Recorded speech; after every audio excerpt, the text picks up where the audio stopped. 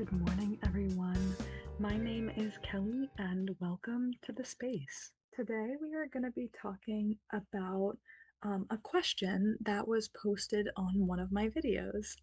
I told you guys that I would be including Q&A sessions, and so since I got my first question, I thought, why not do a Q&A? So this question specifically asked on how we should address asexual and sex-centered conversations without discomfort. Discomfort either from the person who is having this conversation, who may be ace-identifying, as well as the audience who they are addressing. And so I do want to preface with this Q&A, a lot of the thoughts I have with this question are not necessarily fact-based. I don't necessarily have scholarly articles or research to back up what my thoughts are, but I still feel that it's important to share. I think at this point, I would just like to address this question as if a friend had asked it to me, and I was addressing them in the same way and answering with my own lived experience and my own opinions.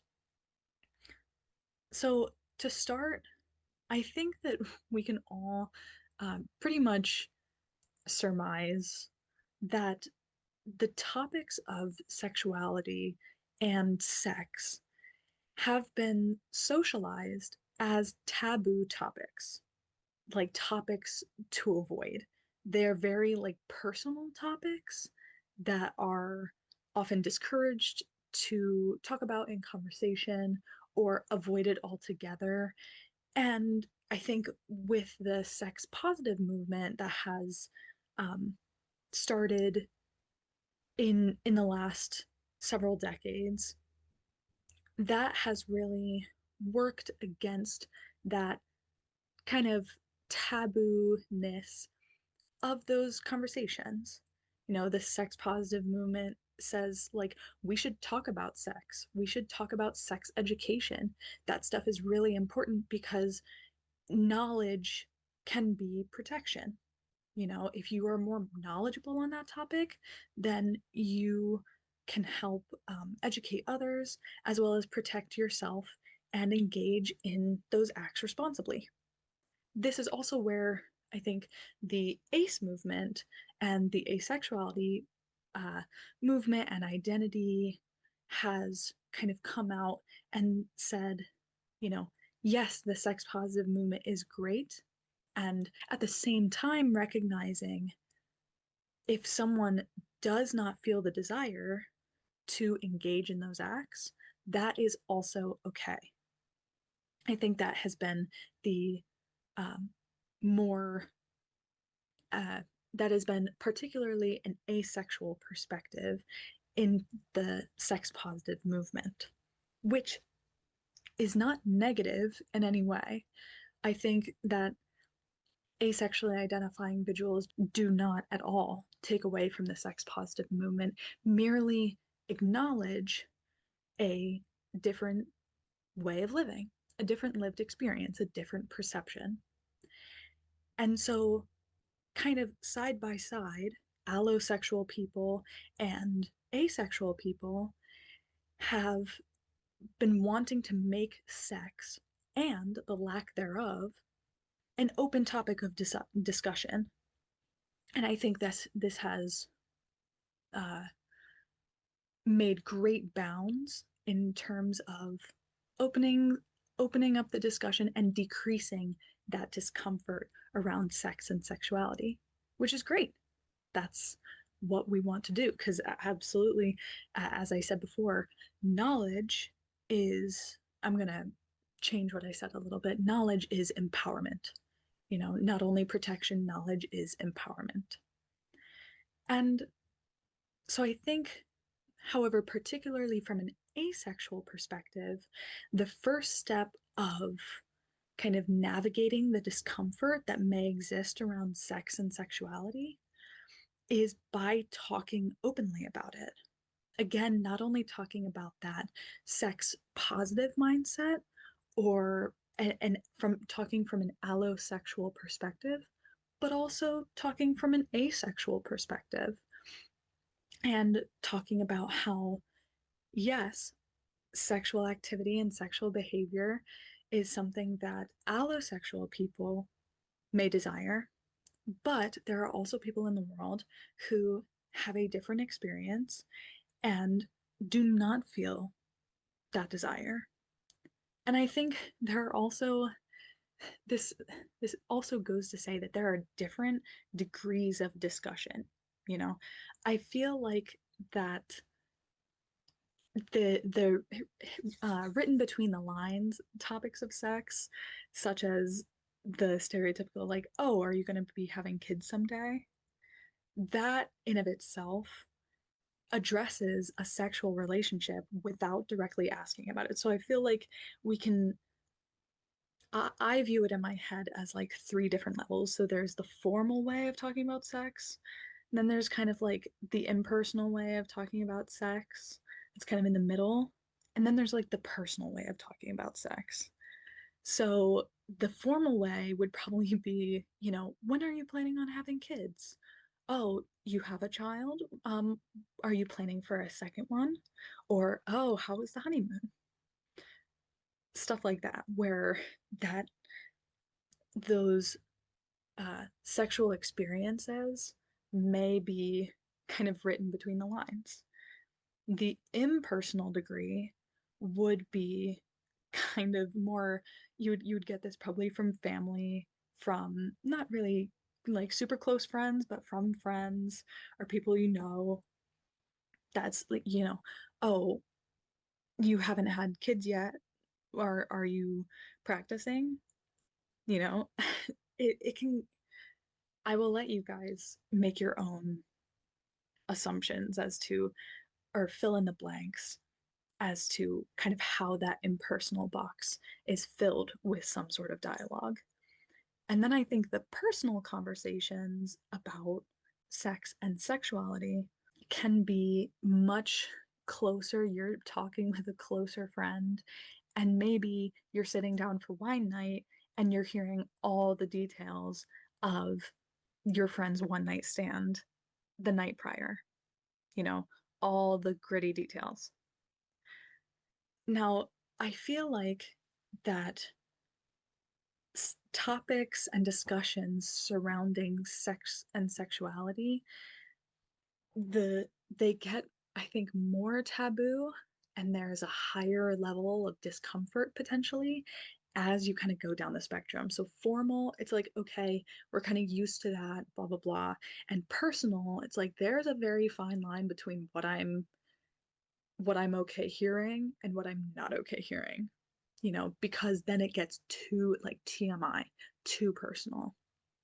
And so I think by also including those different degrees in our understanding of discussions around sex and sexuality also helps us navigate that discomfort, saying, okay, I am okay with talking about sex up like uh until it becomes personal. So I'm good talking about it formally and impersonally, but not personally. Or I'm okay talking about it formally, but not those other two. Or maybe you're good with all three. I think, again, breaking down any kind of discomfort starts with talking openly about it. But at the same time, with the degrees, it can look different for everyone. An interesting thing that I thought of was I wonder if there is discomfort, with this sex positive movement and really engaging openly in topics and discussions about sex. I wonder if there's discomfort around the idea of sex, or from an asexual perspective, if there is more discomfort around the idea of having no sex, or desiring no sex, or desiring maybe less sex than an allosexual person, or different kinds of sex than just, let's say, I mean, for educational purposes, of course, penetrative sex. So I don't know. I wonder about that question. And I think, okay, is sex really the topic of the point of conflict, the point of discomfort, or is asexuality? I think that honestly, that question led me to creating this podcast because in my mind, I think that, of course, along the varying degrees, there is more discomfort or, of course, misunderstanding around the idea of a lack of sex than there is a presence of sex or an existence of sex. I think it's also the audience's responsibility, whoever you may be talking to know which they are actually uncomfortable with. Maybe it's both, maybe it's one or the other, but I don't know. If I'm gonna say something very stereotypical, but if you guys have any thoughts on that question, put them in the comments. Let me know what you think, because I would love to listen to you guys and hear your perspectives. I feel like it's also really important to acknowledge that just because someone may misunderstand asexuality or sexuality or even sex, it is first and foremostly not your responsibility to correct their misunderstanding. You get to choose the level of engagement you have with talking about your identity, talking about your sexuality, your asexuality in that space. You know, I can't count the amount of times that someone has made or that I've heard people make offhanded comments about asexuality. And sometimes I just don't have the energy to correct them. That doesn't make me, a bad asexual person. It just makes me tired. It is not my job to constantly have to educate another person. It is the other person's job to become informed on their own time and to seek out that knowledge and to, work on growing against potentially their own ignorance. So it is not your responsibility. Let's put it this way. Let's make a quote out of it.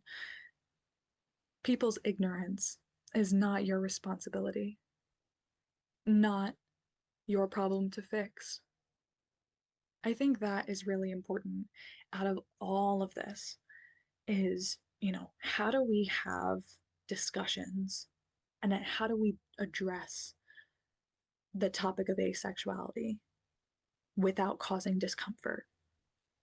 The first point of which being to talk openly about it, but then the second part of which saying that another person's ignorance and let's say another person's discomfort is not your responsibility. Again, is not your problem to fix. If you are open and sharing your identity and the audience you are sharing with is uncomfortable, then maybe again there's something to be said for whether or not it's a discomfort or comfortability around sex or if it's just around asexuality. And there's also something to be said for if you are not as open for just living in your experience and enjoying your private and personal identity. That is also perfectly valid and perfectly okay. I think, yeah, that's the biggest thing I want to stress in having any kind of discussion around uh, this topic or topics like these is that people's ignorance and people's discomfort is not your problem to fix. That's why I exist. That's why this exists, this space, so that they can come here and educate themselves and listen and learn. You know, heck, saying another thing stereotypically, if you have someone that approaches you with questions and you feel tired and you don't feel like answering, just point them here. Say, there's actually this podcast that talks a lot about different things that I think might be helpful. That'll be my job. You can't see it, but I'm waving. Anyway, I am very thankful for this comment. I think that this is really important to talk about. And as I reply to this comment, I hope that this will help you all navigate discussions surrounding sexuality, sex, and asexuality. And so I hope this was helpful.